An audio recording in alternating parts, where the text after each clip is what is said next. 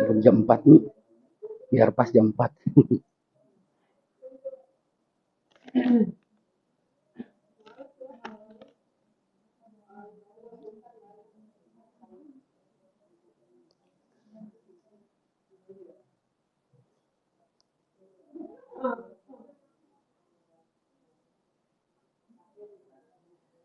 Bismillah. Bismillahirrahmanirrahim. Assalamualaikum warahmatullahi wabarakatuh. Alhamdulillahirabbil alamin wa bihi nasta'inu ala umuri dunya waddin wa ala alihi wa ashabihi wa man tabi'ahu bi ihsanin ila yaumiddin, amma ba'du. Allahumma la sahla illa ma ja'altahu sahla wa anta taj'alul hazna idza syi'ta sahla. Allahumma inna nas'aluka hubbaka wa hubba man ahabbaka wa hubba amalin yuqarribuna ila hubbika bi rahmatika ya arhamar rahimin. Amin ya rabbal alamin. Alhamdulillahirabbil alamin. Mudah-mudahan jumpa kita, pertemuan kita sore ini seluruhnya disertai dengan rahmat dan berkah Allah Subhanahu wa taala. Semoga seperti ini Allah kumpulkan kita di dunia ini, seperti ini juga kelak Allah kumpulkan kita di surga firdausnya. Amin ya rabbal alamin. Kesempatan yang sangat berbahagia ini kita lanjutkan di dalam kitab Khawatirul Quraniyah, yang insyaallah kita ini akhir daripada juz kedua dalam suratul Baqarah. Seperti yang pernah saya sampaikan bahwa kita tidak mempelajari ayat per ayat, tapi yang kita pelajari ini adalah apa inti daripada surat ini apa. Maka suratul Baqarah ini mungkin kalau tidak keliru 5 pertemuan ya kalau nggak salah, atau 4 pertemuan. Ya? Ini yang ke-7, berarti 7 pertemuan, cukup lama. Iya. Bismillah, kita akan lanjutkan bahwa juz yang kedua dalam suratul Baqarah ini, juz kedua ya. Saya tidak bicarakan juz pertama karena ini sudah. Juz kedua yang berada dalam suratul Baqarah itu intinya 3. Masih ingat? Ta'atullah, taat kepada Allah. Tamyizul ummah, iya. Lalu yang terakhirnya ada taqwallah. Maka di dalam ketaatan kepada Allah, begitu di di juz kedua suratul Baqarah, perintah-perintah itu Masya Allah luar biasa. Perintah tentang kiblat perpindahannya, perintah tentang sholat, perintah sehingga rukun Islam itu semuanya ada di juz kedua suratul Baqarah. Ini pernah saya sampaikan di pertemuan yang lalu. Lalu setelah Allah menceritakan di dalam firman Allah juz kedua suratul Baqarah ini, Allah sampaikan di dalam kenyataan yang sangat indah perintah Allah Subhanahu wa taala di surat Al-Baqarah di ayat 208, udkhulu fis silmi kafah, masuklah ke dalam Islam secara apa? Kafah, sempurna. Karena tidak ada yang paling membahagiakan dalam hidup ini kecuali Masya Allah mengenal Islam secara kafah. Itulah yang ada. Bahkan ketika mengenal Islam secara kafah, itu sanggup mendamaikan suasana. Sampai innama bu'ithu lastu la'anan, kata Rasulullah SAW. Sesungguhnya aku diutus ke muka bumi bukan untuk pelaknat, bukan untuk menebarkan kebencian, bukan untuk menebarkan dengan kata-kata kasar, dengan kata-kata kotor, bukan hardik sana hardik sini, bukan. Tapi Rasul diutus ini untuk apa? Diutammima makarimul akhlak. Itu gambarnya. Aku diutus ke muka bumi ini bukan untuk menjadikan gampang melaknat, menyalahkan. Ini salah, tidak begitu. Tapi diutus aku ke muka bumi ini untuk menyempurnakan, membina akhlak seperti apa. Maka pernah saya sampaikan kepada ayahanda bunda semuanya, khususnya anak-anakku di Qasrul Quran ini, bahwa sesungguhnya orang itu bisa mengetahui baik atau tidak baik, ya lihat daripada 4 hal yang kemarin saya sampaikan. Masih ingat? Insya Allah semuanya masih lupa ya. Iya, lihat dari 4 hal. Yang pertama, lihat lagi marahnya. Kalau lagi dia marah tapi masih bisa menjaga kata-katanya, berarti orang baik. Tapi kalau sudah marahnya mengeluarkan kata-kata kotor, kata-kata binatang, sumpah serapah, itu bisa dikategorikan ini akhlak sebenarnya demikian. Iya. Jadi aslinya. Dilihat lagi marahnya, kadhimil ghaidnya seperti apa. Lalu yang kedua, lihat kata keluarganya seperti apa. Lalu yang ketiga, lihat ketika dalam keadaan safar. Bisa. Safar bagaimana? Kadang-kadang orang sedang safar itu kelihatan sabar atau nggak sabarnya. Iya. Lalu yang keempatnya, lihat diajak bisnis. Bagaimana? Bisa jadi orang berteman, tapi kalau untuk berteman bisnis nggak jadi. Tapi kalau untuk teman akrab, oke, jalan. Tapi begitu bisnis, waduh, hitungannya luar biasa. Ya, 1 rupiah pun benar-benar dicari-cari gitu. Ini gambarannya. Kemarin saya sampaikan, udkhulu fis silmi kafah. Selanjutnya, yang paling unik di sini, Masya Allah, iya, Di dalam suratul Baqarah di juz kedua ini diawali dengan bagaimana syariat Islam, ya, bagaimana tentang hukum rajam, diceritakan tentang yang namanya qisas, diceritakan tentang hukum haji, diceritakan tentang masalah infak. Setelah semua diceritakan, tiba-tiba langsung Allah menyampaikan dalam juz kedua setelah menceritakan tentang hukum, tentang syariat, sholat, puasa, zakat, haji, sedekah, sampai jihad fisabilillah, sampai menceritakan bukan hanya sekedar itu, tapi menceritakan tentang hukum-hukum yang namanya seperti jinayat, itu artinya qisas, iya. Setelah itu Allah langsung menceritakan tentang keluarga, hukum keluarga. Jadi kenapa keluarga tidak di awal, tapi keluarga itu setelah tentang Anda sholat yang benar, Anda puasa yang benar, Anda perhatikan haji, Anda perhatikan yang namanya hukum-hukum yang ada. Setelah itu baru menceritakan tentang Quran. Dan menceritakan tentang apa? Keluarga. Simpan baik-baik, iya. Begitu sampai menceritakan keluarga, wa yastamirul manhaj fi tibyanil ahkamil usrah waz zawaj wat talaq war radha'at wal khitbah. Di sini Allah menceritakan, setelah menceritakan syariat, Allah sampaikan bagaimana yang namanya keluarga. Yang bagaimana namanya hubungan suami istri, bagaimana tentang nikmat talak, bagaimana yang namanya hukum persusuan, bagaimana caranya berkhitbah. Subhanallah, ini di ujung-ujung daripada juz kedua di suratul Baqarah.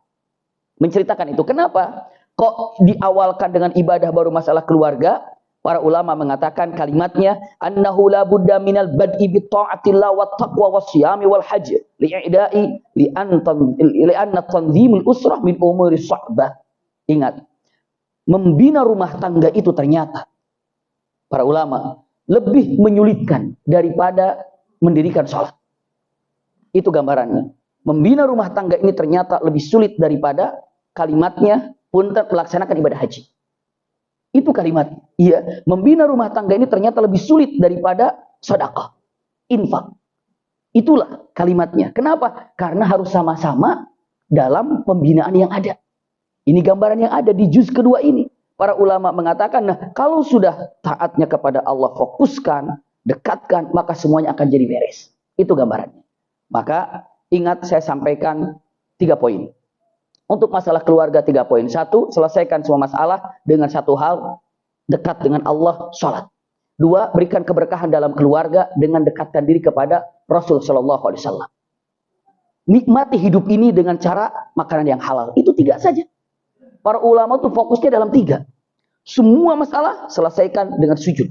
Semua masalah selesaikan kepada Allah. Siapapun di dunia ini, mau dengan siapapun yang memiliki kita dan memiliki yang ada di dunia itu siapa? Allah. Maka lapornya kepada siapa? Allah. Maka tidak ada laporan yang terindah yang dilakukan oleh kita kecuali melalui salat. Fasta'inu bisabri wassalat. Intinya, urusan kantor, urusan bisnis, urusan apa, selesaikan semuanya dengan salat. Dengan salat. Karena Al-Quran mengatakan begitu. Fasta'inu bisabri wassalat. Jangan pernah merasakan kita akan selesai semua masalah yang ada di depan kita kalau kita menjauh daripada Allah dengan meninggalkan salat. Ini gambaran pertamanya. Salat menyelesaikan semua permasalahan. Salat. Maka daripada itu, punten, sebelum menceritakan tentang keluarga, Allah bikin dulu pondasinya itu. Salat dulu, kiblatnya benarkan. Terus coba untuk masalah jihadnya. Jihad itu ternyata bukan perang, tapi apa? Jihad untuk dalam hati, berjuang untuk mencari ilmu, menghilangkan daripada ketidaktahuan. Itu bagian jihad. Ayahanda bunda, ikhwah, akhwat semua, seperti ini itu jihad apa bukan? Jihad. Jihad. Jihad fisabilillah. Jangan cerita dengan saya mau ke Palestina untuk berjihad. Ngaji aja susah.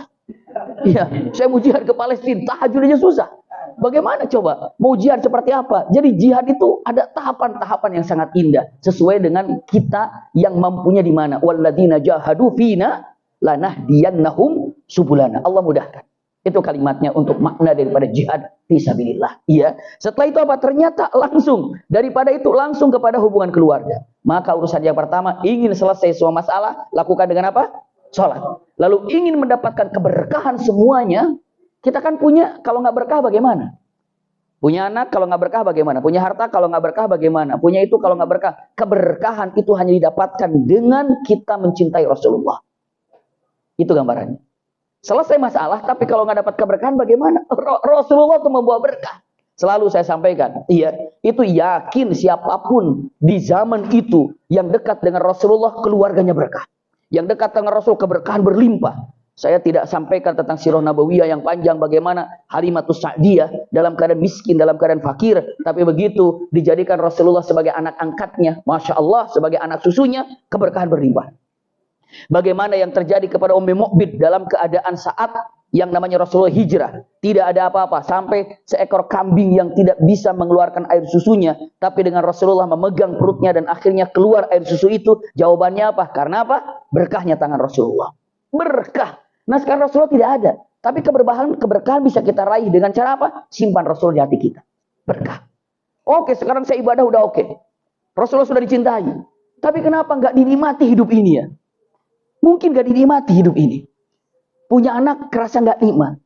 Punya istri kadang terasa tidak nikmat. Punya suami terasa tidak nikmat. Punya teman terasa tidak nikmat. Punya harta terasa tidak nikmat. Punya rumah tidak terasa tidak nikmat. Jawabannya apa? Cek rezeki yang kita miliki. Halal apa haram? Itu gambarannya. Orang kalau sudah memilah ini halal kayaknya ambil, ini haram kayaknya saya tunggu dulu, saya biarkan. Masya Allah, begitu memisahkan antara halal dan haram, dinikmati semuanya. Dinikmati semuanya. 3 poin yang dikejar. Ya, kenalkan, dekatkan diri dengan Allah, kenalkan dengan Rasulullah, jaga makanan. Ini paling top yang ada dalam kehidupan. Kalau 3 ini sudah diraih, ini gambarannya keluarga ini nyaman. Iya, lihat usikum wa iyaya nafsi bitaqwallah, maka setelah masalah urusan tasyri' dalam syariat Islam, Allah menceritakan tentang masalah apa tadi? Keluarga. Ya, hukum bagaimana pernikahan, bagaimana talak, bagaimana yang namanya radha'ah. Radha'ah itu menyusui, ya. Bagaimana tentang hukum yang lainnya seperti subhanallah, khitbah itu seperti apa? Kalau zaman sekarang namanya, ya, sesuai dengan syariat yang digambarkan, ta'arufnya seperti apa? Ya, ta'arufnya seperti apa? Antara laki dan perempuan, ta'aruf ini sangat luar biasa. Usikum wa iyaya nafsi bitaqwallah. Ini yang sangat luar biasa. Masya Allah, tabarakallah. Yang barusan yang lucu kejadian. Saya kajian di salah satu masjid yang ada di Tangerang. Barusan. Iya, subhanallah. Tiba-tiba selesai kajian, ibunya itu bicara. Ada yang bertanya, Assalamualaikum, Abu Maki. Saya mau bertanya nih, gimana kalau anak saya kira-kira sudah mulai ta'aruf gitu, dan saya kira-kira pengen untuk segera ditemukan dengan orang tuanya gitu. Iya, dengan orang tuanya. Qadarullah mengatakan kata-katanya. Oh iya, iya tuh gimana hukumnya gitu ya. Tidak nyaut di situ. Oh, saya bilang temukan. Kalau memang serius temukan orang tuanya. Iya, sebetulnya anak saya tuh sudah mau ketemu dengan orang tuanya, tapi orang tuanya mungkin belum ketemu hari ini, tapi insya Allah mungkin dengan cepat akan jumpa. Gitu. Iya. Terus saya tanya, memang ibu orang mana ini? Katanya sih orang Bintaro gitu. Oh, katanya orang Bintaro gitu. Ibu orang mana? Saya sih kebetulan di Bintaro. Saya di daerah Tangerang gitu. Tidak tahu jauh gitu. Terus ibu usianya, anaknya udah usia berapa tahun? Sekian tahun. Di mana kuliahnya di anu? Terus ibu-ibu nyaut di situ. Oh iya, itu pacar anak saya tuh yang ditaruh pun juga kuliahnya di situ. Padahal ternyata itu orangnya. Ternyata itu orangnya, langsung ketemu. Ya udah, makanya begitu udah selesai. Jadi itu anak ibu itu. Iya. Beneran Bu, liatin. Yang ini fotonya, iya itu anak saya. Udah ketemu di majelis. Saya bilang, nih kayaknya udah berkah nih. Saya bilang nih, udah lanjutin aja. Nanti setelah kajian, udah langsung aja silaturahim ke rumahnya.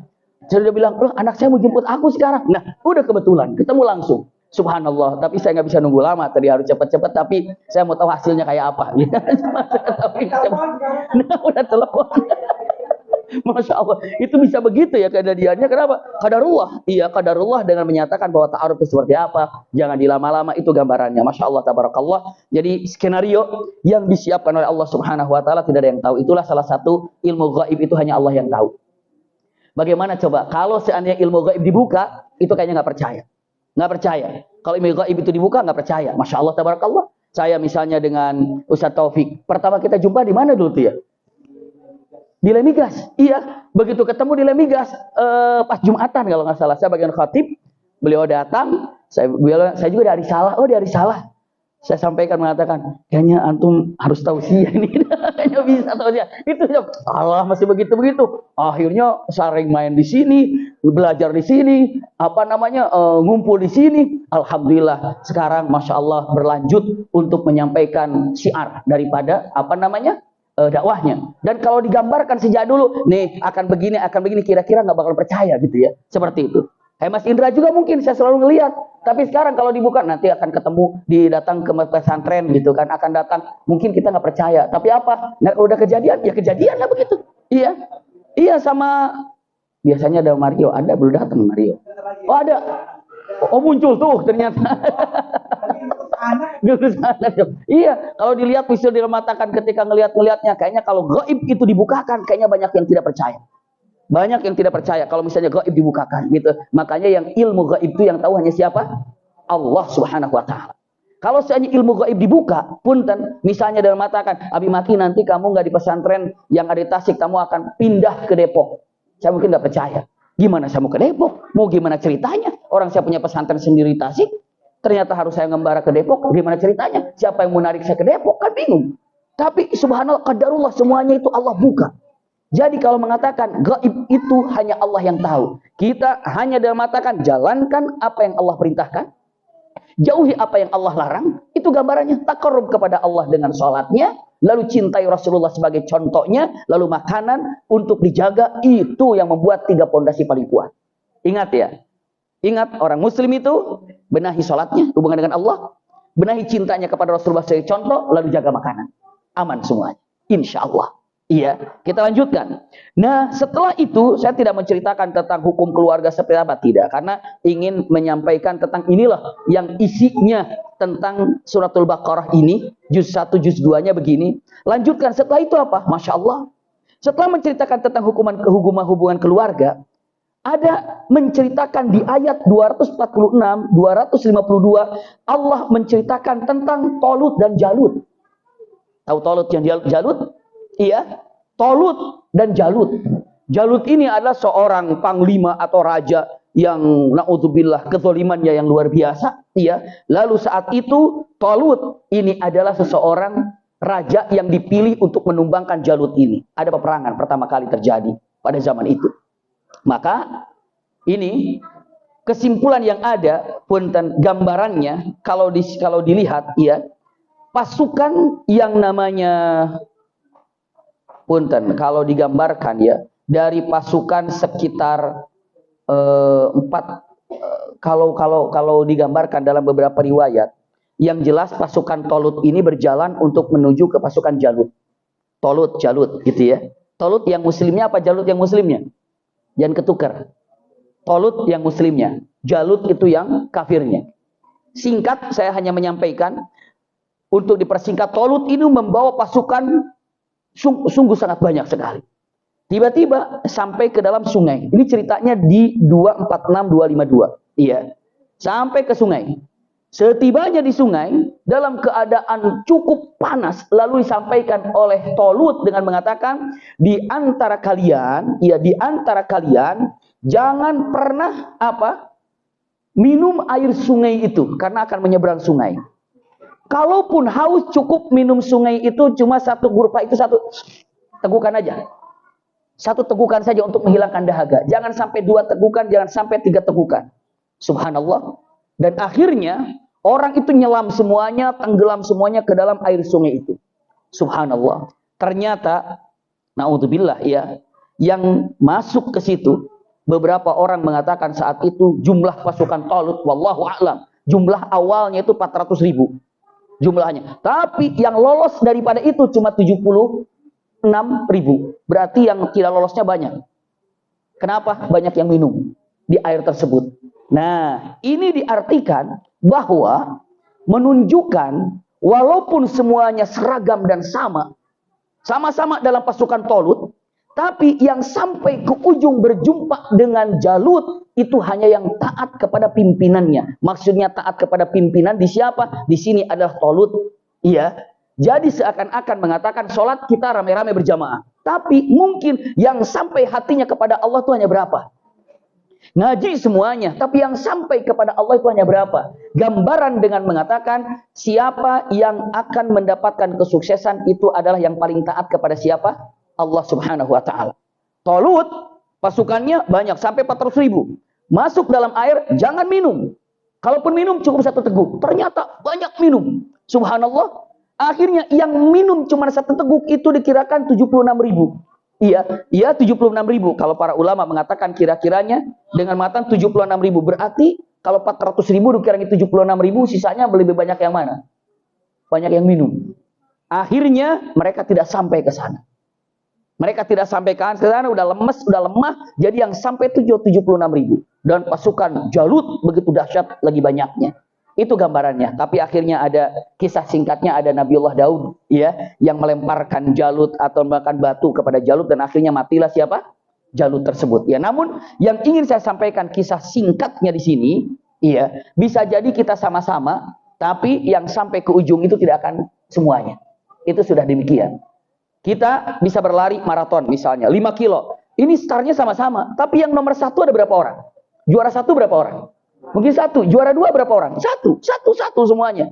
Nah itu pun sama. Kita muslim semuanya, sholat semuanya, sedekah semuanya, haji semuanya. Tapi tetap yang sampai masuk ke dalam surga yang paling tinggi itu mungkin tidak sama-sama. Tapi apa? Tapi ada yang lebih tinggi, ada di bawahnya, ada di bawahnya, ada di bawahnya. Itulah keadaannya. Sama di dunia pun demikian.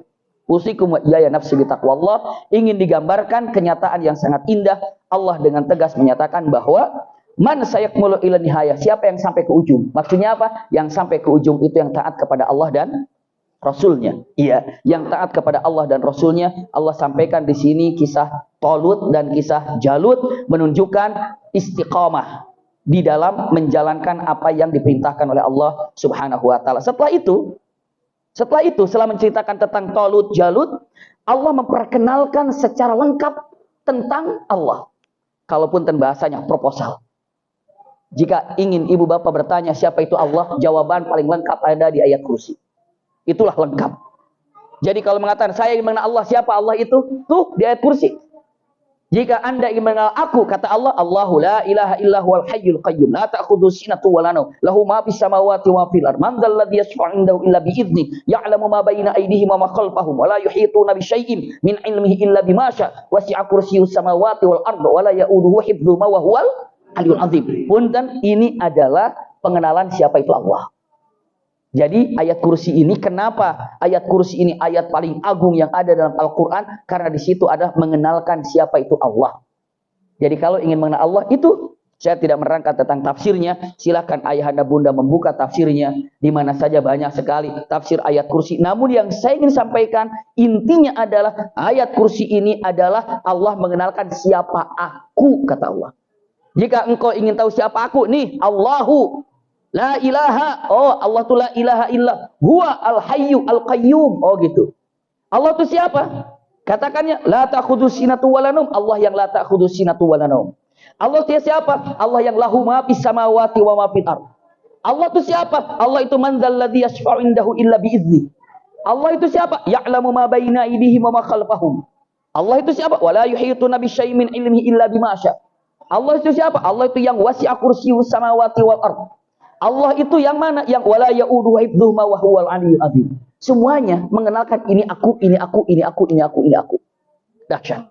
Yang paling dahsyat lagi, indah lagi, setelah Allah menyampaikan siapa aku, Allah dengan kata-kata la ikraha fiddin, tapi aku enggak maksa loh sama kalian. Mau iman boleh, enggak iman juga enggak apa-apa. Mau soleh boleh, enggak soleh juga enggak apa-apa. Mau percaya kepadaku boleh, enggak percaya kepadaku juga enggak apa-apa. Itu Allah kata la ikraha fiddin setelah Allah mengenalkan siapa itu Allah. Ini di dalam suratul Baqarah di juz kedua ini. Setelah menyampaikan Allah itu siapa, maka Allah katakan la ikraha fiddin. Kenapa tidak dipaksa? Karena Allah jawab qad tabayyana ar-rusydu minal ghayy. Wa may yakfur bit-taghuti wa yu'min billahi faqad istamsaka bil urwatil wuthqa. Artinya apa? Ya sudah jelas antara hak dan batil. Antara hak dan batil sudah jelas. Sudah jelas, silakan mau pilih yang mana? A atau B? Hak dan batil sudah nampak, mau pilih yang mana? Silahkan. Maka kalau untuk zaman sekarang ini yang hak kelihatan batil, yang batil kelihatan hak, apalagi dengan ada medsos seperti ini, kadang-kadang yang berkuasa itu yang menguasai medsosnya, maka mintalah kepada Allah, Allahumma arinal haqqa haqqa warzuqna ittiba'ah wa arinal batila batila warzuqna ijtinabah. Ini penting itu. Allahumma arinal haqqa haqqa, ya Allah perlihatkanlah kepadaku yang hak adalah hak, warzuqna ittiba'ah, dan berikan kepadaku kemampuan untuk mengikutinya. Wa arinal batila batila, dan perlihatkan kepadaku yang batil adalah batil, warzuqna ijtinabah, dan jauhi dan berikan kemampuan kepadaku untuk menjauhi yang batil tadi. Karena sekarang terkadang yang batil kelihatan hak, yang hak kelihatan batil. Itulah nampak sekarang ini. Sampai ketika ada di Palestina dan Israel pertama penyerangan, tiba-tiba langsung di mana-mana. Saya pernah lebih daripada 3 kali saya melihat apa tulisannya, Save Israel. Katanya bukan Save Palestina lagi. Iya, kan sudah ngaco jadinya kan. Saya bilang, kok jadi ke Israel? Ya itu katanya. Kenapa? Ya tergantung siapa aja mau nulis, ya bebas-bebas saja. Maka Masya Allah tabarakallah, dunia ini kemungkinan bisa banyak dirubah. Apa yang ada tergantung siapa yang akan menyampaikannya dan siapa yang menyampaikannya dan dengan bagaimana cara menyampaikannya. Sesuatu yang jelas-jelas yang salah dibikin cerita, akhirnya cerita itu jadi terbalik. Mungkin nggak begitu? Sangat mungkin. Orang yang sudah jelas-jelas salah, orang sudah jelas-jelas ini adalah pengkhianat misalnya kan, orang jelas-jelas ini adalah orang yang tidak bagus, tapi dengan direkayasa cerita lalu disampaikan oleh siapa, maka bisa jadi berubah ceritanya. Yang baik itu malah menjadi buruk dan buruk itu menjadi baik, tergantung bagaimana. Dan itulah dahsyatnya Al-Quran. Bayangkan ya, kalau seandainya tidak ada Al-Quran, itu bisa kebalik itu. Fir'aun bisa dijadikan pahlawan, Nabi Musa bisa dijadikan teroris. Kenapa? Ya karena tergantung orang mau menceritakan apa.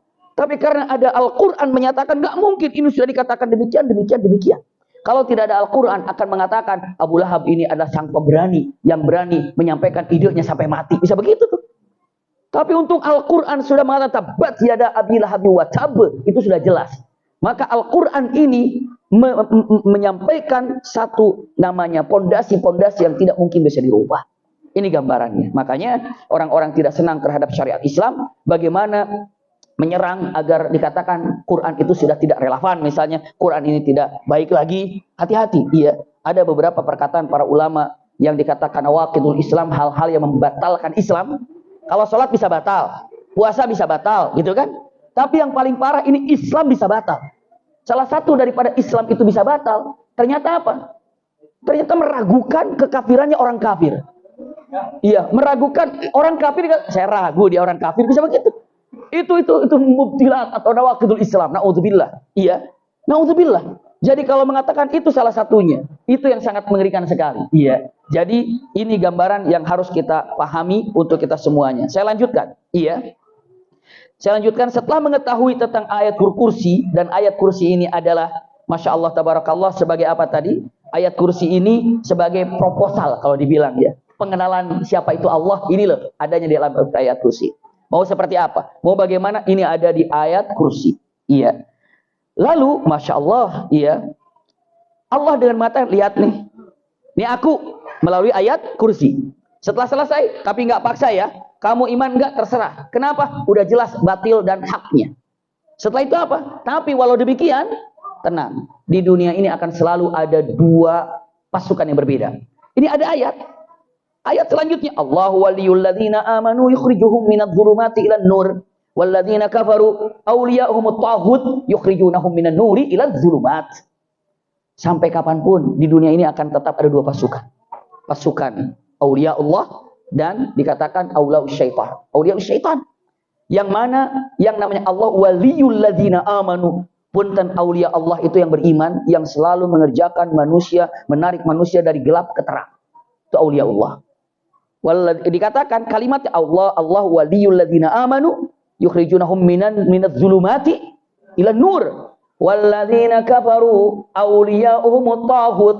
Tapi orang kafir ini awliya'ut taghut yukhrijunahum minan nuri ila zulumat, dari cahaya ke kegelapan, dari cahaya ke tempat yang gelap, dari cahaya ke tempat yang gelap. Itu ngeri sekali itu. Dan itu tiap hari, nggak mungkin. Coba sekarang buka apa saja. Mau di medsos, cari YouTube. Ada YouTube yang baik, ada YouTube yang gak bagus. Apalagi coba. Cari misalnya Instagramnya. Ada Instagram yang baik, ada Instagram yang tidak baik. Minadz zulumati ila nur itu ada. Ada yang minadz zulumati ila nur, ada yang minadz nuri ila zulumat. Selalu demikian. Maka usikum wa iya nafsi bitaqwallah. Kita akan selalu dihadapkan dengan seperti itu. Tinggal pilih. Kita mau auliaullah ataupun auliaus syaitan. Itu gambarannya. Pilih. Pilih. Sudah jelas kok sekarang. Pilih. Iya, dan dalam pemilihan harus diberikan dengan punten keilmuan yang ada, yang didasari di awal-awal tentang bagaimana ibadah kepada Allah. Kalau sudah benar semuanya, pastikan pemilihan ini ada dalam hati kita dan membawa kebenaran. Subhanallah. Selanjutnya, setelah Allah sampaikan juga, ulangi lagi ya, ayat kursi menerangkan tentang apa tadi? Mengenalkan siapa aku. Lalu Allah katakan apa? Nggak ada paksaan. Kenapa nggak ada paksaan? Karena sudah jelas antara hak dan batil. Dan kapanpun dan dimanapun tetap ada yang namanya gambarannya. Ada yang namanya apa? Pasukan Allah dan ada pasukan syaitan. Udah lengkap di situ kan? Dan Allah menegaskan kalimat ini. Au kalladzi marra ala qaryatin wa hiya khawiyatun tsumma ba'athahu. Subhanallah. Ini sampai ke sananya 259. Ini menceritakan tentang siapa? Beberapa ulama mengatakan tentang Uzair. Iya. Punten. Kalimatnya. Lalu di 260 diceritakan tentang Rabbi, Nabi Ibrahim. Rabbi arini kaifa tuhyil mauta. Ini simpan baik-baik. Ini saya sampaikan apa namanya? Pegangan-pegangannya, gitu, akar-akarnya untuk semuanya. Setelah menceritakan tentang ayat kursi, tidak ada paksaan karena sudah jelas antara hak dan batil. Di situ ada dua pasukan. Terserah mau bersama dengan pasukan yang mana. Kata-kata keren, kata-kata indah. Allah berikan contoh untuk membuktikan dengan ayat kursinya seperti Allah yuhyi wa yumit. Begitu kan? Allah simak kalimat yang Allah gambarkan di sini dalam surat Al-Baqarah 259. Itu ada seorang laki-laki namanya Uzair. Datang melihat satu qaryah. Qaryah itu perkampungan yang sudah hancur, sudah nggak ada apa namanya, udah kering, bekas apa namanya ya? Bekas kampung lah gitu, udah ditinggalkan. Dia mengatakan, ini bagaimana kampung ini akan hidup lagi? Apakah mungkin kampung ini akan kembali hidup, akan kembali banyak orang berdatangan, akan berkumpul di situ? Bertanya begitu, gimana Allah cara mengembalikan kampung ini menjadi hidup lagi? Tiba-tiba orang itu tertidur. Ditidurkan dalam ratusan tahun. Begitu bangun, dilihat kudanya sudah tinggal tulang belulang. Tapi yang heran, makanannya masih utuh. Makan kambing itu, makanan unta itu. Dia masih utuh. Lalu ngelihat ke kampung itu, seakan-akan dia tidur cuma sejenak. Tapi dilihat ternyata apa? Yang dilihat itu sudah kampung ramai gitu ya. Dia bingung, ini gimana ceritanya? Perasaan barusan saya tidur kampung sepi, sekarang saya bangun kampung ramai. Padahal dia ditidurkan seperti Ashabul Kahfi ratusan tahun. Selama dia tidur ratusan tahun, itu Allah hidupkan kampung itu seperti apa? Ada orang yang datang di situ, dia tidak tahu apa yang terjadi kepada kampung itu dan ramai. Dan dia melihat bagaimana Allah menciptakan yang tadinya kuda yang tadinya sudah mati tinggal tulang belulang, itu diperlihatkan bagaimana dikembalikan kuda itu nampak, jadi dan terlihat. Masya Allah, begitulah Allah menghidupkannya. Iya, Allah ingin menegaskan kalimatnya. Allahul ladzi la ilaha illa huwal hayyul qayyum. Karena yang tertinggi hayyul qayyum. Hayy itu ada yang maha hidup. Punten. Tapi ingat, berlakunya Allah al-hayy bisa menghidupkan hati kita yang malas untuk melakukan apapun, yang malah tolong dihidupkan, minta kepada Allah Subhanahu wa taala. Allah, hidupkan keinginan saya untuk qiyamul lail, hidupkan keinginan saya untuk apa? Huwal hayyul qayyum.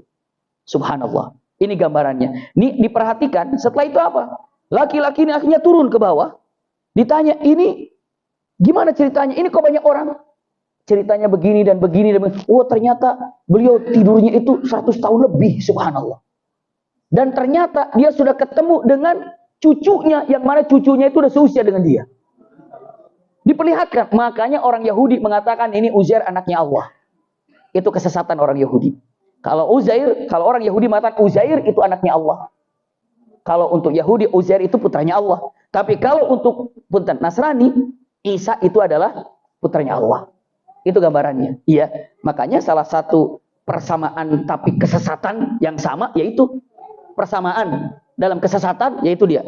Uzair menyatakan Uzair itu siapa? Anaknya Allah. Karena mengira dia sudah wafat, tidak ada ratusan tahun lamanya, dan ternyata kembali bangkit dan dikatakan ini adalah siapa? Uzair anaknya Allah. Dan itu bagaimana Allah membangkitkan apa? Qaryah yang apa? Yang mati. Qaryah itu apa? Perkampungan. Iya. Menghidupkan perkampungan yang sudah kering, tidak ada kehidupan. Kita lanjutkan. Di 260 Nabi Ibrahim bertanya, Rabbi arini kaifa tuhyil mauta. Nabi Ibrahim bertanya, ya Rabb, engkau kan al-hayyul qayyum. Izinkan aku untuk melihat bagaimana engkau menghidupkan itu. Allah bertanya, awalam tu'min? Kamu nggak beriman? Kamu nggak percaya? Bukan begitu kata Nabi Ibrahim. Liyatma'inna qalbi, untuk tambah yakin hatiku lebih tenang. Iya, maka subhanallah di sini gambarkan fa amarahu Allah taala ayyakhudha 'adadan minat tuyuri wa yuqatti'uha thumma yutarriquha ala ru'usil jibal thumma yad'uha fa idza birrishi wad dami ya'udu kama kanu qabla taqti'hum. Ini gini. Ya Allah, bagaimana cara menghidupkan engkau ini? Kalau cara menghidupkan bagaimana? Kamu nggak beriman, kamu nggak percaya dengan aku bisa menghidupkan. Bukan nggak percaya, tapi untuk tenang hatiku. Lalu atau untuk lebih apa? Nyaman untuk melihat seperti apa. Maka Allah katakan, baik kalau gitu, ambil 4 ekor burung dengan burung yang berbeda-beda. Burung ini sembelih, sembelih sini 4. Setelah itu burung yang 4 ini dicincang sama bulu-bulunya. Cincang, ini pun dicincang semua. Udah acak-acakan, ini udah acak-acakan, udah lembut lah, dicincang namanya juga. Setelah itu disatukan di dalam ember. Sekarang dagingnya udah nyatu belum? Bulunya udah nyatu semuanya. Setelah itu, dalam Al-Quran ini dari 260 ayatnya. Nanti Bunda Ayahanda cek sendiri. Dari 260 itu ceritanya begini. Kenapa? Allah ingin menegaskan, memperkuat tentang Allahul ladzi, dikatakan Allahu la ilaha illa huwal hayyul qayyum, yang mengatakan al hayyul qayyum itu.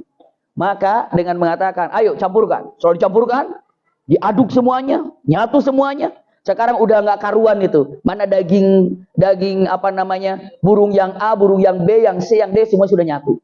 Bulu yang A, B, C, D udah nyatu semuanya. Paruh A, B, C udah nyatu, kaki A, B, C, D semua nyatu. Usus-ususnya A, B, C, D udah nyatu semuanya. Lalu tolong simpan di 4 gunung ini. Jadi satu ini taruh di sini, gunung ini, satu ini taruh di sini, dibagi rata. Dibagi rata. Setelah itu panggil semuanya. Panggil semua burung itu. Baru dipanggil semuanya. Begitu dipanggil semuanya, maka burung itu di sini semuanya, yang kecil-kecil yang tercincang itu bersatu kepada badannya masing-masing. Bertemu di tengah, yang ini jadi jadi menyaksikan bagaimana datangnya datang sesuai dengan burung yang tadi. Bulunya sudah kembali ke bulu yang A, daging A ke A, kaki A ke A, yang B ke B, semuanya lengkap semuanya. Begitulah perkataan bahwa Allah ini yuhyi wa yumit. Ini gambarannya. Iya, jadi seakan-akan dengan orang beriman, apa sih yang tidak lagi kita yakini kalau kita ini akan mati, lalu kita ini akan dibangkitkan? Itu harus lebih yakin lagi. Usikum ya nafsi bitaqwallah. Ini setelah ayat kursi, ulangi lagi, saya gambarkan. Ayat kursi mengenalkan siapa Allah. Tapi Allah katakan nggak ada paksaan. Lalu Allah katakan bukan hanya sekedar tidak ada paksaan, tapi Allah katakan apa?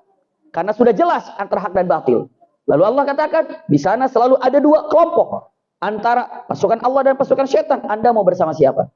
Kalau mengatakan, saya bersama pasukan Allah, bagus, alhamdulillah. Lalu dengan tegas mengatakan, kenapa? Langsung Allah pertajam lagi dalil-dalil yang menyatakan bagaimana punten tentang yang namanya apa? Allahul ladzi la ilaha illa huwal hayyul qayyum. Al-hayy diperintahkan. Setelah itu, Masya Allah, ayat selanjutnya, ini gambaran yang sangat indah.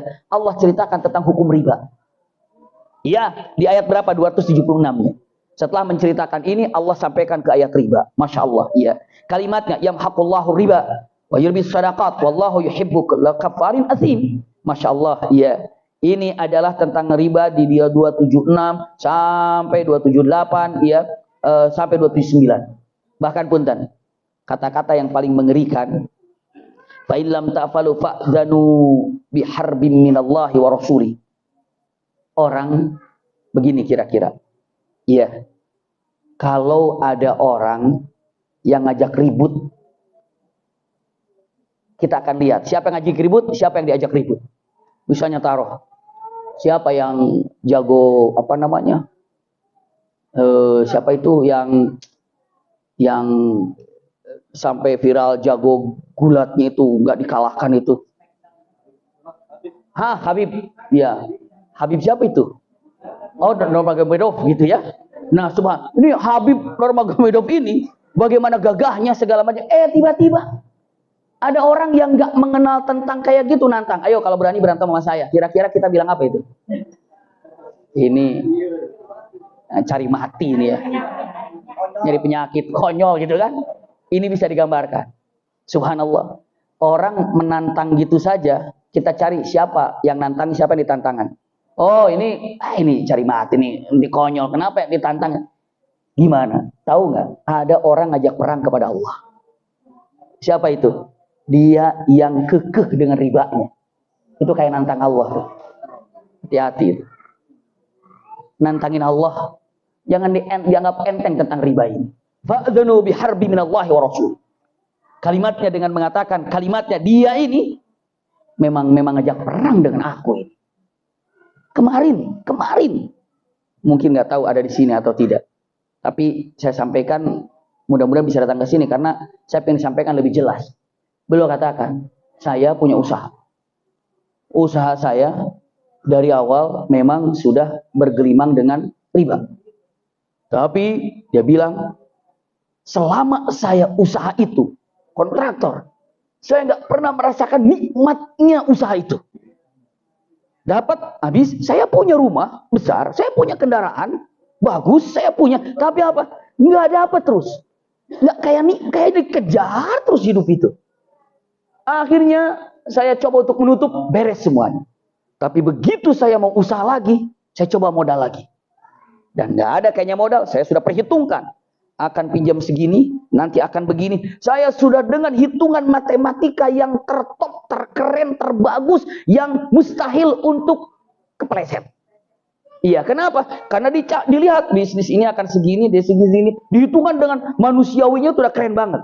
Berarti akan dapat. Qadarullah, dia bilang mengatakan, tidak pernah saya mendapatkan kehancuran dalam usaha kecuali saat ini. Lalu sarannya Abi Maki apa? Saya bilang sarannya tutup semuanya. Tapi saya punya ini kontraktor semuanya barang-barang berat gitu semuanya, barang berat gini-gini. Itu bisa menghasilkan uang nggak? Dia bilang bisa. Ada pembelinya, insya Allah ada. Kalau saya sih cepat-cepat jual aja gitu. Kenapa? Untuk nutupin semuanya. Setelah itu hidup dari awal. Bismillah, keberkahan ada. Saya sarankan itu. Lalu dia bilang mengatakan, saya sudah siap. Tapi saya ingin dikasih vitamin lebih tajam lagi untuk masalah bahaya riba. Lalu saya sampaikan mengatakan, punten, yang namanya urusan riba, tadi ngajak perang dengan Allah. Na'udzubillah.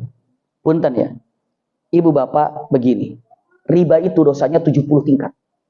Berapa tingkat? 70 tingkat. Paling tingginya tuh 70-nya. Paling bawahnya hukum riba, paling bawahnya riba. Itu seperti seorang anak zina dengan ibunya. Kalau ada seorang anak zina dengan ibunya, astagfirullahaladzim, mengerikan sekali. Nggak ada apa-apanya dengan riba itu. Riba nomor 70. Bersihkan itu. Gimana caranya? Minta kepada Allah. Tapi saya belum terbiasa nih, belum bisa. Perbanyak istighfar. Minta kepada Allah, sholat dikencengin, beres. Insya Allah. Itu kalimat.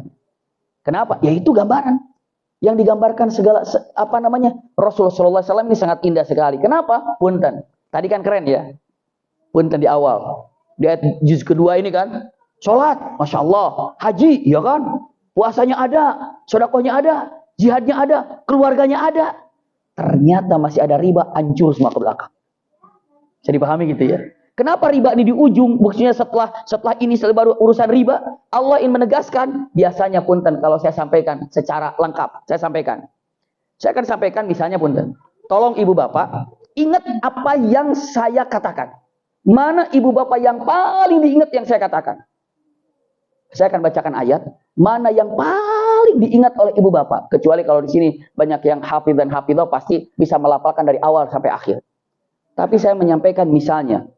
Saya sampaikan kalimatnya. Ya tolong yang paling diingat apa? Kalimatnya. Yang paling diingat sekali lagi. Contoh ya. Daraballahu mathalal ladzina kafaru imra'ata Nuhin wa imra'ata Lut kanata tahta 'abdaini min ibadina shalihaini fakhanatahuma falam yughniya anhuma minallahi syai'a wa qila adkhulan nar ma'ad dakhilin. Yang paling diingat apa? Dina. Apa? Dina ada. Apalagi yang paling ini ada di sana. Dakhilin. Kenapa dakhilin yang paling apa? Mina dakhilin, Mina yang terdekat ya kan Mina. Kenapa? Mina kayaknya enak, Mina dakhilin. Yang paling enak apa yang paling diingatkan? Mina dakhilinnya itu ya. Kenapa? ujung. Nah ini di ujungnya ini cerita riba, biar diingat ingat gitu ya. Bisa dipahami nggak ya? Biar diingat ini riba, hati-hati gitu. Ini hati-hati. Ini kata-kata seperti itu. Iya. Makanya kalau misalnya, Nak, nanti tolong ya beli ke pasar ya. Beli beli jengkol, beli apa. Yang paling paling ingat itu yang di ujung. Masako. Atau bila tahu apa saja yang di ujungnya itu yang paling diingat itu. Kenapa? Ya itu paling diingat. Makanya dia mengatakan cerita ini, keluarga semuanya tiba-tiba jebret aja, hati-hati dengan riba. Seakan-akan mengatakan Anda sholat, Anda puasa, Anda zakat, Anda haji, Anda itu ini semuanya dilakukan. Punten, ada riba. La haula wala quwata illa billah. Anda tahu itu bahaya dan susah untuk melepaskannya. Contoh, punten, kotor riba itu. Contoh, punten, ada air bukan air zam-zam lah, air minum lah gitu ya, air minum yang masya Allah zaman dulu tuh ada air yang pengobatan kayak air apa tuh namanya? Oh iya pokoknya air lah gitu ya, air minum, air untuk pengobatan, masya Allah air bagus, 10 liter, oh kita minum di air itu, tiba-tiba air yang 10 liter ini bersih itu, tiba-tiba dikasih punten ya, bahasanya agak kotor, dikasih 1 tetes saja air kencing atau air seni, 1 tetes saja, ada yang berani minum? Itulah uang yang dimasukkan dalam rekening kita semuanya, ada 1 tetes riba, itu ibaratnya air yang sekian liter ditaruh air kencing yang tidak boleh lagi dan tidak mau lagi kita untuk meminumnya. Sekarang saya tanya, tolong keluarkan air kencing di situ tuh. Bisa nggak keluarin? Itulah susahnya. Susah, makanya jangan main-main dengan riba itu. Jangan main-main dengan riba itu. Bahayanya, aduh, itu membombardir, nah itu bahasa yang sampaikan. Bombardir ya, membombardir semua yang ada kalau riba itu. Hati nggak tenang, pikiran nggak nyaman, keluarga berantakan, semua kesana kemari itu. Istilah yang kecil-kecil itu akan dikorek-korek sama riba itu. Habis semuanya. Ngeri dengan riba itu. Makanya la haula wala quwata illa billah. Ini di ujung ini setelah Allah sampaikan ini dan ini tiba-tiba jebret ke riba. Ini kenapa sih di ujungnya? Biar ingat. Ingat ini subhanallah. Hati-hati bahayanya itu. Iya, kalimat yang disampaikan sampai dengan mengatakan katanya di ayat 276, 278, 277 ya, 278, 279 ini semuanya tentang masalah riba. Lalu ini muamalah, nizamul mali wal iqtisadi. Ini di ayat ujung ini ya, di akhir ini menceritakan tentang bagaimana cara mendisiplin tentang mencari nafkah, uang, lalu punten dan bagaimana cara yang namanya hukum pinjam meminjam. Itu dain itu apa? Hutang. Iya. Maka di ayat 282, idza tadayantum bidainin ila ajali musamma faktubuh.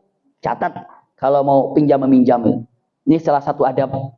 Seorang mau minjam kepada kita uang, ya. Jawaban kita mengatakan, Anda mau pinjam, ya, berapa, sekian, untuk apa? Sebutkan untuk ini. Jangan pernah kita meminjamkan sesuatu yang memang dipinjamkan yang tidak dalam kebaikan. Saya minjem uang buat apa? Buat nipu si fulan. Jangan itu. Iya. Buat apa? Tidak. Saya minjem uang karena ini, karena. Oke. Kamu minjam? Iya. Untuk apa? Iya. Yang keduanya, kapan dibayarnya? Sebutkan kapan dibayarnya. Itu bagus. Maka dibuatlah perjanjian. Bismillahirrahmanirrahim. Telah terjadi perjanjian hari ini tentang masalah pinjam meminjam uang. Dari pihak pertama fulan, pihak kedua ini, pihak pertama sebagai peminjam sekian, pihak kedua yang meminjamkan sebutkan, dan pihak pertama atau akan mengembalikan tanggal sekian. Imma dalam 2 kali atau dalam 3 kali. Seperti itu ditulis, baru saksi, tulis saksi di situ, selesai. Pegang di sana 1, pegang di sini 1. Itulah gambaran. Kenapa harus perjanjian itu? Banyak hal. Pertama, punten kalau kita wafat ada tulisan, maka tinggal kepada ahli warisnya. Yang kedua, kadang-kadang kita malu nagih, malah yang ditagih galak. Malah kita malu mau nagih. Akhirnya dibiarkan, dosa. Ingat saya sampaikan, bayar hutang wajib, nagih hutang wajib. Mana lebih wajib? Sama-sama wajib. Wajib. Kalau ibu punya uang di luar, tagih itu. Kenapa? Wajib. Kalau ibu membiarkan, bapak membiarkan, celaka itu. Kenapa? Ingin menjerumuskan orang itu ke dalam jurang kehancuran. Tagih. Ya, dia kata kenapa? Orang saya nggak ditagih. Iya, kalau ditagih malah galakan dia ya. Kayaknya ibu pengalaman kayaknya wajahnya. Ya, malas lagi ya. Iya, maka mengatakan, oh iya. Nah punten, ketika datang informasikan, Bu, Pak, punten ini sudah temponya mungkin besok hari ataupun udah lewat nih, biar agak enak nih. Gimana? Oh saya belum ada. Bikin lagi. Kalau begitu kira-kira kapan ya? Bikin lagi. Di bawahnya bulan depan. Oke, bulan depan ya. Oke, tanda tangan dia udah bawa lagi. Bulan depan datang lagi. Karena ada tulisannya. Iya. Akhirnya nggak bayar-bayar, repot juga. Itu ngeri sekali. Ini punten. Rasulullah SAW tidak pernah mau sholat jenazah apabila jenazah itu punya utang. Nggak mau Rasul. Ini kalau ada jenazah Rasulullah tanya, ini punya utang nggak? Punya Rasulullah. Saya sholli khairi. Sholat selain aku. Kitanya mengatakan, kenapa ya Rasulullah? Saya nggak mau sholat percuma, saya sholatin dia. Kenapa? Sholat saya nanti mentok. Kenapa? Pahala yang saya sampaikan kepada dia digunakan untuk bayar utangnya. Enggak.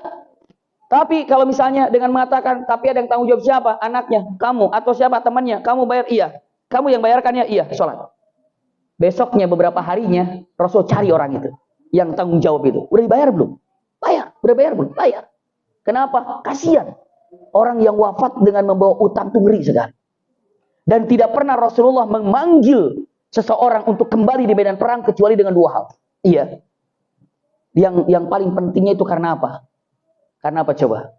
Karena apa? Utang. Yang punya utang balik, yang punya udah perjalanan. Udah perjalanan medan perang itu. Yang punya utang balik. Kenapa ya Rasulullah? Percuma kamu medan perang mati di situ, pahala jihadmu dipakai bayar utang. Udah balik. Itu ngeri sekali. Bisa dipahami itu ya. Ini utang, makanya di sini dengan mengatakan urusan utang. Kenapa? Ini lihat ya, kayaknya kecil gitu ya urusannya. Udah diceritakan tentang masalah kiblat berubah, tentang masalah sholat, masalah puasa, masalah zakat, masalah haji, masalah sedekah, masalah jihad, masalah tentang tadi kisos digambarkan kan? Sampai diceritakan tentang masalah keluarga. Lalu Allah ceritakan, inilah aku. Anda mau iman tidak iman terserah. Masya Allah, karena sudah jelas antara hak dan batil. Disampaikan, tiba-tiba Allah juga mengatakan, ini loh Allah itu al-hayyul qayyum. Tiba-tiba hati-hati dengan riba. Lalu hati-hati dengan utang. Nanti punya amalan sebanyak yang kita miliki, habislah dibayarkan kepada orang lain karena utang yang kita punya. Ngeri sekali. Selesaikan utang. Subhanallah. Iya, tuntaskan. Kadang-kadang ada utang yang ngerasa itu bukan utang. Itu utang. Hati-hati gitu ya. Coba misalnya gini nih. Ada orang dengan entengnya PLN nggak dibayar. Akhirnya diputus sama PLN itu. Hanya udah nggak punya listrik lagi. Sekarang masih ada. Ada yang nggak pakai pulsa. Rumah saya belum pakai pulsa. Jadi bisa ditarik itu. Diputusin. Habis diputusin, ganti baru, alamat baru, ini baru. Pakai apa? Pulsa gantinya. Yang awal diputus. Padahal dia punya utang ke PLN. Itu utang. Utang ke negara. Udah dipakai. Sama itu telepon. Kan ada yang bayaran apa? Per bulan. Ya. Abodemen gitu ya. Ternyata begitu sampai ke luar negeri pulang. Meledak bayarannya. Karena mungkin dia nggak apakan. Akhirnya dia nggak bayar. Hanya putus. Gampang kan sekarang tinggal beli ini baru. Putus. Utang itu. Padahal udah dipakai. Itu hal yang seperti itu kadang mengira itu bukan utang, padahal itu utang. Mengerikan sekali. Naudzubillah. Iya, tolong selesaikan urusan itu. Sangat diselesaikan. Ini gambarannya. Iya, tanpa peduli harus seperti apa dan itu utang. Usikum ya nafsi bitaqwallah. Dilanjutkan setelah itu, Masya Allah tabarakallah ya, tentang masalah apa? Dain. Idza jalil muslim qala Ibrahim. Masya Allah. Lihat di 260 Masya Allah. Iya, Allah menceritakan satu hal di 260. Masya Allah. Ya. Ini 260 yang tadi saya sampaikan tentang apa Nabi Ibrahim. Ya, oh iya tadi sudah pengulangan ini ya. Di dalam kalimatnya tentang 260 ini tentang masalah Ibrahim akan menghidupkan apa tadi?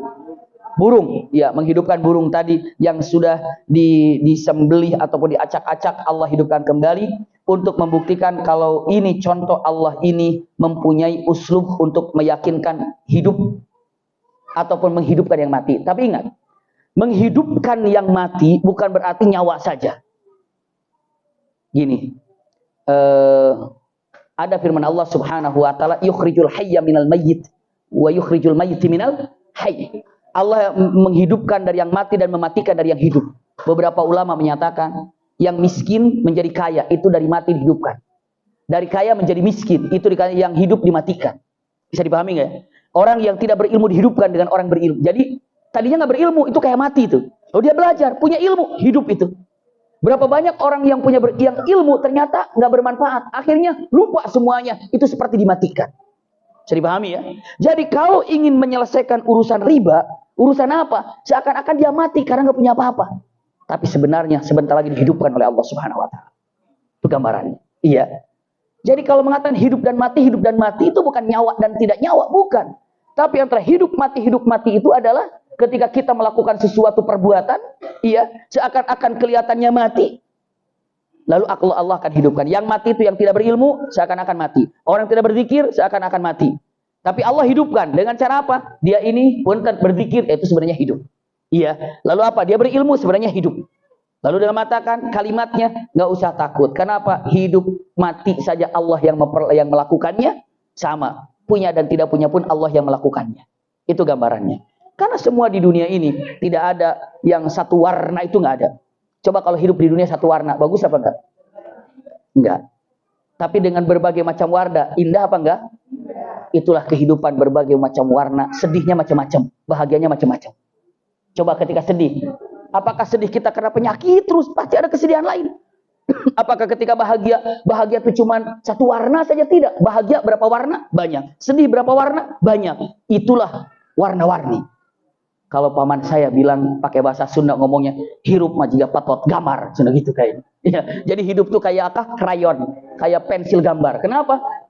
Warna, pensil warna. Jadi hidup ini seperti pensil warna. Ketika bahagia tidak dalam satu warna, kita punya kebahagiaan dalam berbagai macam warna. Bahagia punya istri, beda bahagianya punya istri dengan bahagianya punya anak. Bahagia punya istri, bahagia punya anak, bahagia punya rumah, bahagia punya teman, bahagia punya ilmu. Itu bahagia semuanya, tapi warnanya beda-beda. Sama dengan makanan. Makanan cilok sama cireng itu beda, sama-sama aci, tapi rasanya beda kan? Sama-sama enak, iya. Ayam atau ikan mas dipecah, digoreng, dipepes, dibakar, sama-sama enak nggak? Tapi rasanya beda. Bayangkan kalau ikan semua diapa-apain aja rasanya sama. Ya, kayak garam kan, mau diapain garam, asam aja. Begitu asin aja gitu kan. Nah itu bisa dibayangkan kalau makanan semua sama, itu nggak bagus. Jadi makanan aja sama bentuk tapi rasanya beda. Kebahagiaan itu bisa berbeda-beda. Pun kesedihan, pun masalah. Saya tanya, apa masalah yang kita hadapi? Satu warna? Tidak. Berbagai macam warna. Dan itulah keadaannya. Itulah keadaannya. Usikum wa iyaya nafsi bitaqwallah. Dan caranya itulah. Warna tersebut harus kita ketahui. Dan barulah perpaduan warna itulah yang akan bisa merubah warna itu. Warna biru berasal dari warna apa dan apa? Saya nggak ngerti tuh, dari dulu nggak lulus kayak gitu. Biasanya Umi tahu, Umi kalau warna biru dari apa? Hah? Biru mah satu ya, kalau apa? Hijau, kuning, biru. Nah, hijau, kuning, biru itu perpaduan dari warna kan ya, Mi? Hijau dan kuning dan biru. Pokoknya gitulah, saya liar lah. Pokoknya saya hitung-hitungan sama warna-warna itu nggak tahu ya. Kadang-kadang sama hijau juga jadi biru, biru jadi hijau. Oh, begitu. Ada perpaduan warna jadi warna baru itu kan? Nah, merah sama biru jadi ungu. Bayangin itu. Ini merah, ini biru. Satukan. Oh, jadi ungu. Indah lagi warnanya. Kalau merah kekeh merah. Jadi merah. Merah sama apa tadi? Kalau merah kekeh merah, biru sama biru, nggak keluar ungu itu. Tapi kalau merah sama biru itu, coba nyatu, indah ungu. Cuma ya, kuning biru jadi hijau.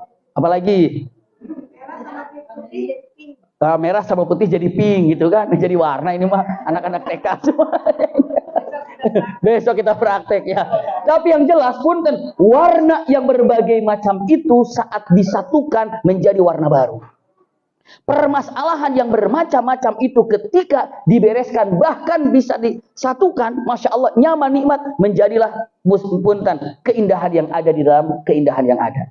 Itulah kenyataan yang sangat luar biasa digambarkan. Lanjut ya. Di suratul Baqarah selanjutnya, suratul Baqarah isyaratul imarah. Masya Allah ya.